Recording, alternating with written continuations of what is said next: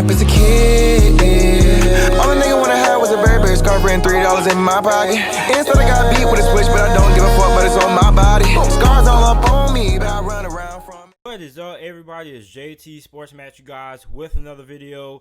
In this video, I'm here with my Baltimore Ravens 2020 halfback preview. Going to be previewing the current halfbacks on the Baltimore Ravens roster. And before I get into it, make sure that you guys hit that like button and subscribe to the channel because I upload NFL videos and college football videos daily. So when you look at this Baltimore Ravens halfback room, this is a really good group of halfbacks. Now, we got to start off with talking about Mark Ingram. Now, we know Mark Ingram is going to be the RB1 going into this season.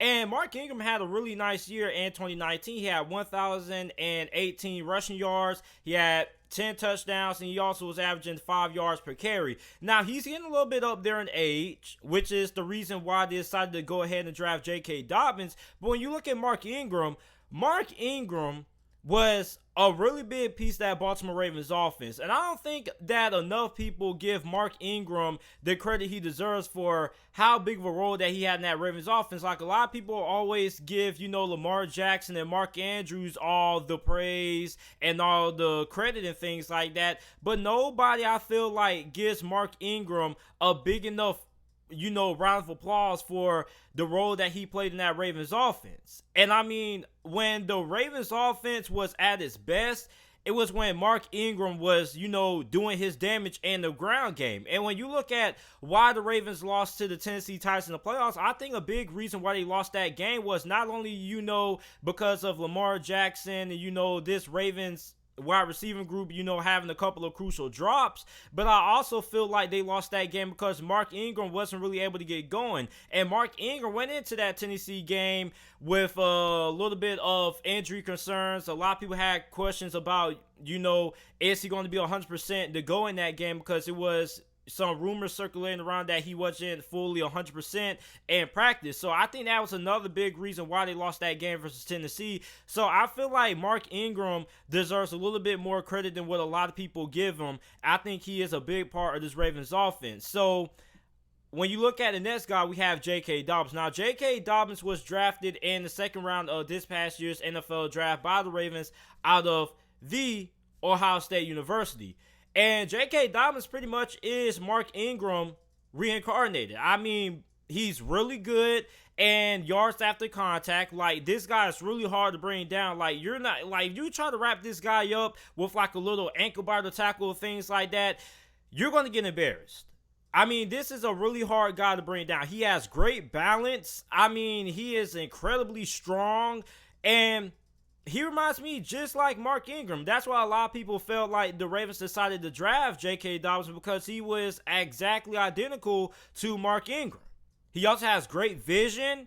He's also a better pass catcher coming out the backfield than what Mark Ingram is. No pun intended. No offense to Mark Ingram, but I feel like J.K. Dobbs is a little bit better catching the ball out the backfield than what Mark Ingram was when he was coming out of the University of Alabama a couple of years back. So I mean, J.K. Dobbs, I think that he's going to start the season off getting about like 5-6 carries. Then as we progress throughout the 2020 NFL season, we're going to start to see J.K. Dobbs have a little bit more of a big role in this Ravens offense. A lot of people just think that J.K. Dobbs is going to come right off the bat. He's automatically going to split carries with Mark Ingram. I don't necessarily think that's going to happen. Like, when you look at rookie halfbacks, they tend to get kind of eased into, the offense. They don't necessarily just come out right out the back and get like 20 carries a game and things like that, unless you're in the role like you're, without a question, you're a rookie halfback and you're the RB1. But when you're in a situation with J.K. Dobbs and you have a veteran like Mark Ingram,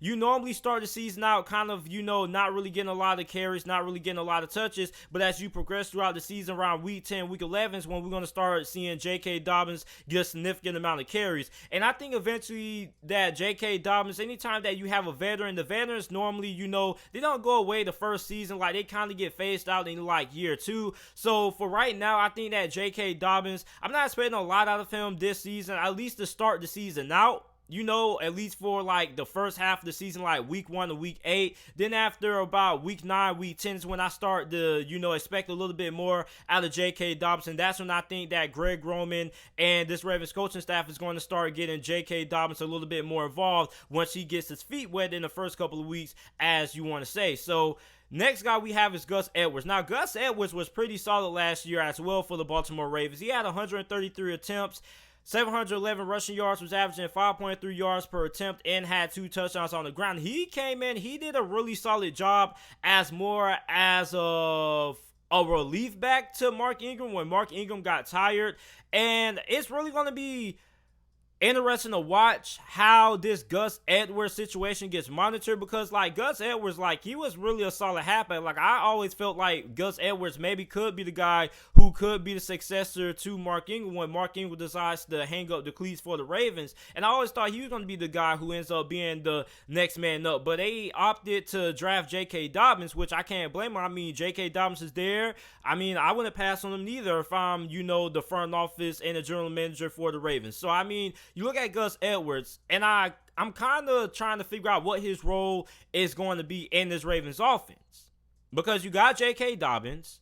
So, I mean, you already got a guy who can come in and be the relief back. So, I mean, Gus Edwards, where does he lie in this halfback rotation for the Ravens this season? And like I said, Gus Edwards is not a bad halfback. Gus Edwards is pretty solid. So, I mean, really interesting to monitor this whole entire situation, because, I mean, out of all the halfbacks on the Ravens roster, it's going to be a guy who is going to end up getting filtered out and not really going to see a lot of touches and a lot of action on the field. And it's going to be a guy who's going to end up getting phased out. And I think that most likely that guy could be Gus Edwards, despite the fact that he is a really serviceable starter or a serviceable backup. So next up, we have Justice Hill. Now, Justice Hill, I was a little bit disappointed that the Ravens didn't really utilize him all that much his rookie season. He only had 58 carries for 225 yards, 2 touchdowns, averaging 3.9 yards per attempt. And I mean, Justice Hill was supposed to be the change of pace back, because when you look at the whole entire group of halfbacks that the Ravens have on the roster, everybody basically is just, a one-cut physical halfback. But when you look at Gus Edwards, he's more of a change of pace back. And I really want to see how the Ravens are going to get him involved this year. Now that they got J.K. Dobbins, you got Gus Edwards. So Justice Hill is even more behind in the halfback room than what he was in 2019, because now you got to compete with J.K. Dobbins and you got to compete with Gus Edwards for touches and snaps. So, I mean, where does Justice Hill's role in this offense lie? I mean, like, he was brought in to be that fast, change the pace back. But, I mean, how are they going to utilize him? Is he just going to be like a returner? Or are they going to actually try to get him into some roles? Like, I think he could be a really good third down back for the Ravens because of his speed. And, he's pretty good catching the ball out of the backfield as well. So, I think that if there is a role that the Ravens could give Justice Hill this year, I think we could see him come in on, like, passing situations and in third down situations. Now, the last guy that we have John Berner, who played his 2019 season with the Atlanta Falcons. Now, he just got signed a couple of days ago.